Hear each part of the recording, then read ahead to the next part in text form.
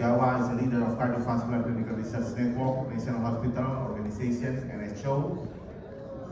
And also, he's past president of Japan Cardiovascular Society and the secretary of International Society of Cardiomyopathy, Myocarditis, and Heart Failure. Please, Prof. Koji Hasegawa will bring topics about managing congestion in outpatient setting, Japan sharing experience. Please, Prof. Koji, you can start your lecture. Thank you very much for a kind introduction, Mr. Chairman. I greatly appreciate Professor Bachman, his colleague, and organizer of this meeting for the invitation to the 5th Indonesian Heart Failure and Cardiometabolic Disease meeting to fight together with the 8th World Heart Failure Society meeting. Greatly appreciate and at the same time congratulations for a great success. Today my topic is managing congestion in outpatient setting, Japan sharing experience. I have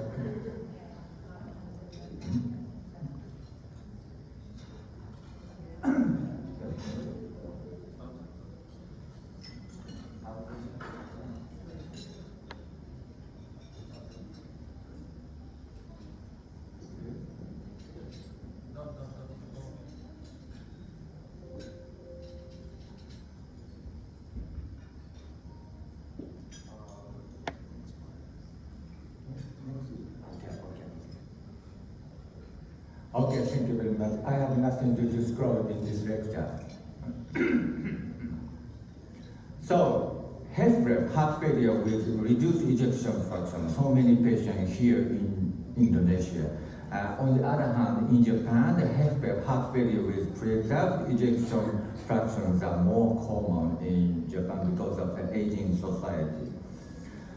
So, well, it already described about the congestion score consisting of orthopnea, carotid venous dilatation, and leg edema, and evaluated from 0 to 9 points. It's already described, the data come from Everest trial, which examined the effect of tolvaptan in patients with acute heart failure. 0 point at discharge, no congestion at discharge result in a lower incidence of heart failure event, all-cause mortality and heart failure hospitalization.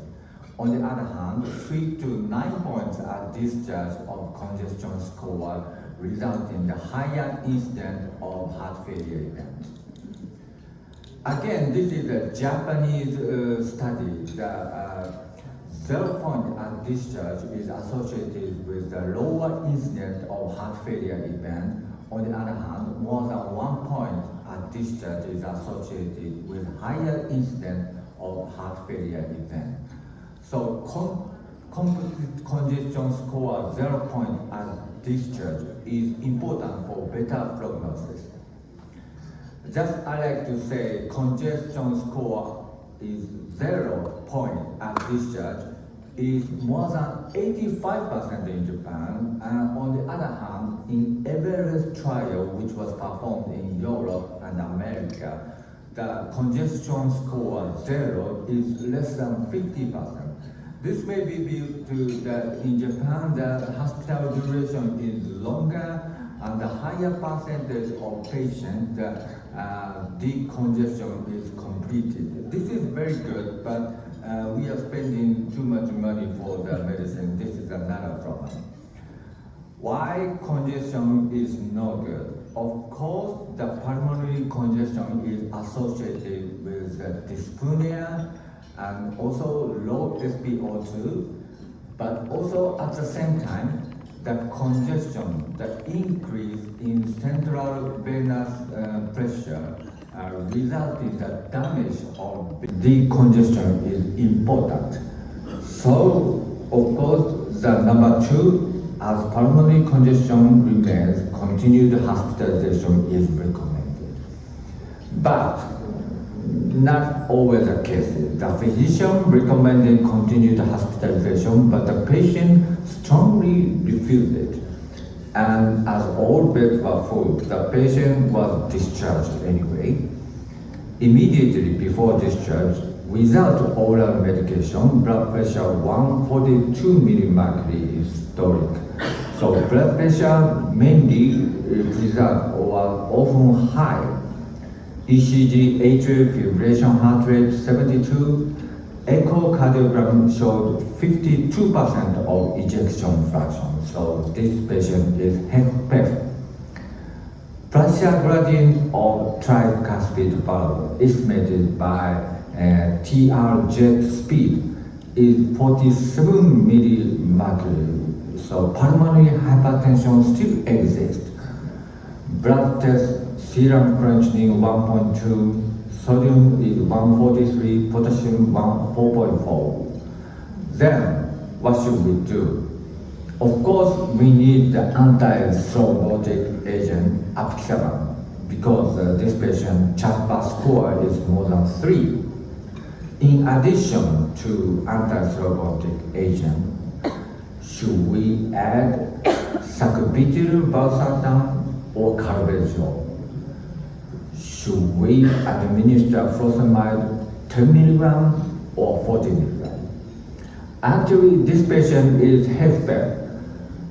Regarding the beta blocker, there is no evidence on the beneficial effect by beta blocker in HFpEF. So, of course, we should choose sacubitril valsartan. This drug is also convenient to control the blood pressure. Should we choose furosemide 10 mg or 40 mg? I will say we'll choose higher dose of furosemide because this patient still have the pulmonary hypertension. We need, even at the outpatient clinic, to remove the congestion completely. So I will choose sacubitril valsartan and also furosemide 40 mg, higher doses. Then 2 weeks after being discharged, the patient visited the outpatient clinic, blood pressure 118 mmHg, ECG atrial fibrillation, echo showed 54% of ejection fraction. Again, this is HFpEF. Pressure gradient of TV estimated by TRZ is 42 mmHg, so still pulmonary hypertension exists at the outpatient clinic. Chest X-ray showed a small amount of pleural effusion. Blood test showed serum creatinine 1.3 mg per deciliter, sodium 141, potassium a bit high, 5.0. What should we do? Of course, Hasegawa and sacubitril valsartan should be continued. Should we reduce the dose of the furosemide from 40 mg to 10 mg or continue the furosemide 40 mg? Should we add dapagliflozin SGLT2 inhibitor 10 mg? Should we add finerenone MRA 20 mg higher doses? Well, this patient potassium level is 5.0. I would say at this stage it's too early to add MRA high dose finerenone 20 mg a bit early. Should we continue 10 mg or 40 mg of furosemide? I would say these patients still have the pulmonary hypertension, TVPG 42 mmHg, so should continue furosemide 40 mg and not finerenone. Dapagliflozin is useful to increase the beneficial effect of furosemide. So furosemide 40 mg and dapagliflozin 10 mg. I will choose this combination. Then 2 more weeks later, 4 weeks after being discharged from the hospital, the patient visited the outpatient clinic. Blood pressure 112 mmHg, ECG atrial fibrillation heart rate 74, echo showed 55% of ejection fraction, so HFpEF. TVPG in 20 millimercury, so it's normalized, no pulmonary hypertension, and chest X-ray showed no pleural effusion. Blood test showed serum creatinine a bit high, 1.4 milligram per deciliter, sodium 142, potassium low becomes lower, 3.7. So what should we do? In addition to adixaban, sacubitril, valsartan, and dapagliflozin, should we reduce and stop the furosemide and add MRA phenylalanine 10 milligram? Or should we continue 10 milligram of furosemide? Should we continue 20 milligram of furosemide? Should we add phenylalanine MRA or not? I would say it's good timing to start the MRA phenylalanine because the potassium level is low. How about the furosemide? Well, I will choose 20 milligram of furosemide. Even though there's no signs of congestion, the pressure gradient of TB becomes normalized. Still 4 weeks after being discharged. At this period, patients have a high risk of pulmonary congestion and readmission to the hospital. So I will choose the furosemide 20 milligram, and let's start MRA phenylalanine from the low doses, 10 milligram. So what I like to say is that after discharge, early post-discharge period is a vulnerable phase. At this stage, there is a high risk of readmission, pulmonary congestion again. So complete removal of congestion is the first priority at these stages. It will be 3 to 6 months after discharge. Well, continue the furosemide at low doses, not to reduce the furosemide doses in a hurry, so not hurry, and gradually decrease the dose of the furosemide, even though there's no signs of congestion. Well, GDMT, in case of HFrEF, Harvey also made an excellent presentation. I already responded. GDMT should be started as soon as possible.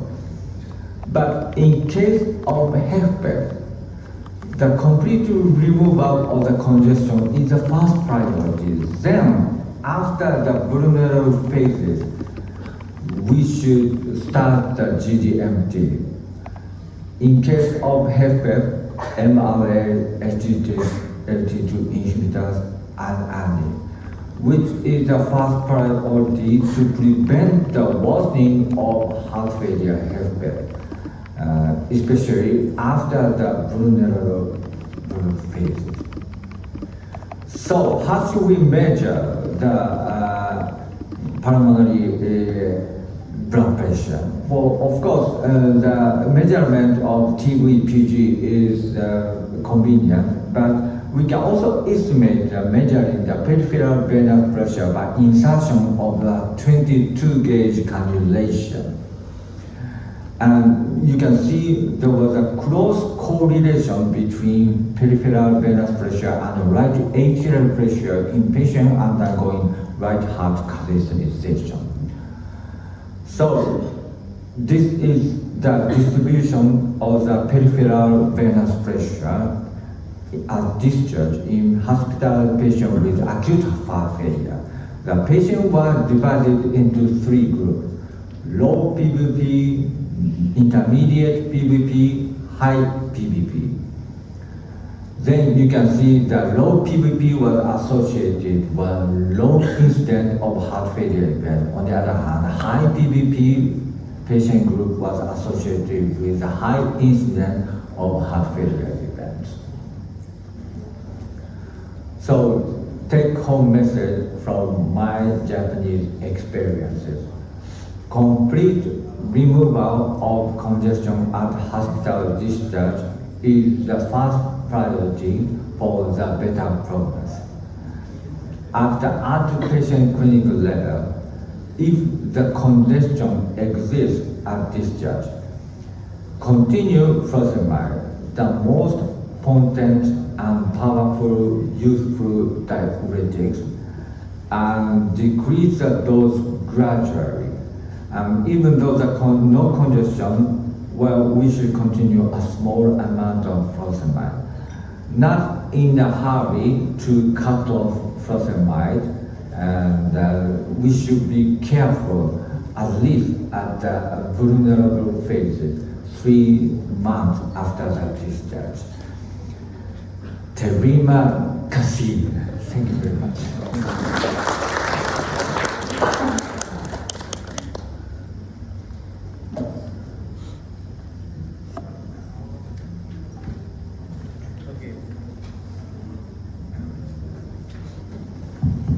Okay, thank you very much, Prof. Koji, for the Japanese insight of managing congestion in outpatient setting.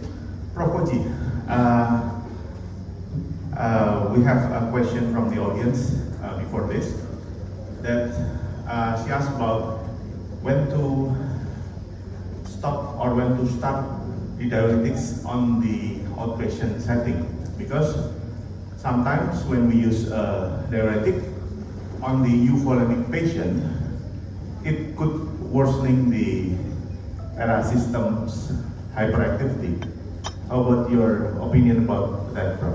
Yeah, it's very difficult. I like to cut off the furosemide as soon as possible, but in many cases, the worsening occurs.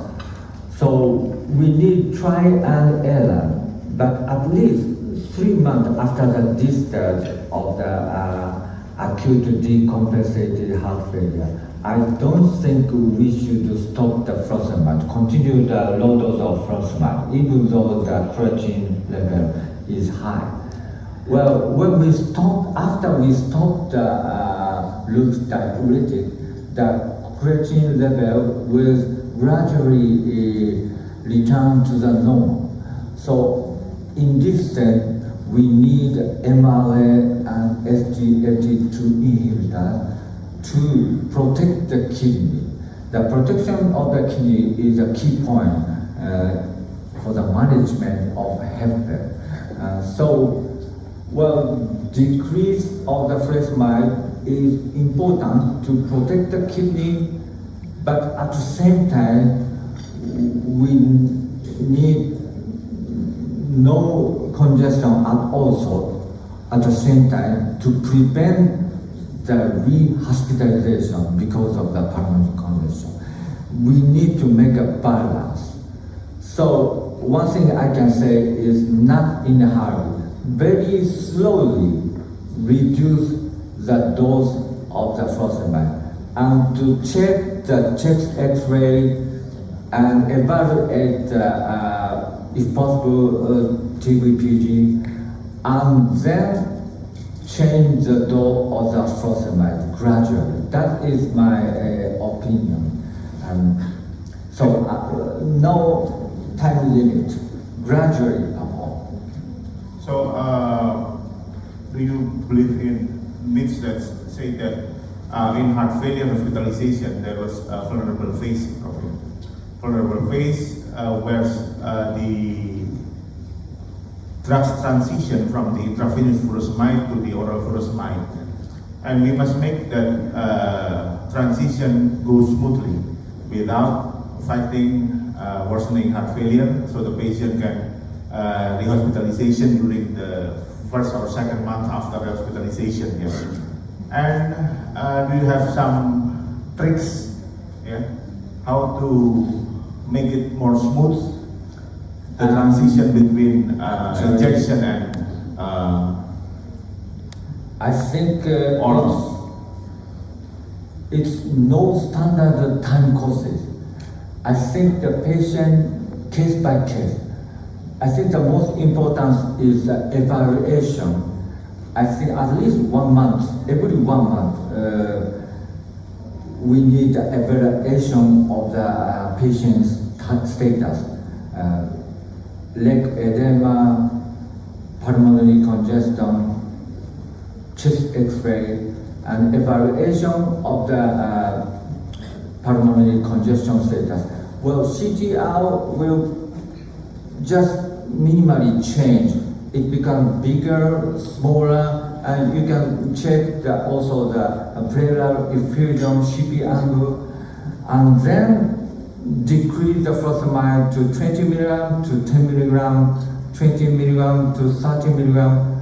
Just change the dose of the furosemide a bit, not suddenly cut off 40 milligram of furosemide to 0.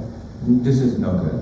Just change gradually by checking the status. Okay, thank you, bro. That's why we are a little bit difficult, yeah, to have furosemide 30 milligrams or 20 milligrams. We must split it and crush it into a powder so we can use it as we are there in Indonesia, powders medicines. Okay, perhaps one question from the audience. Okay, Dr. Brother.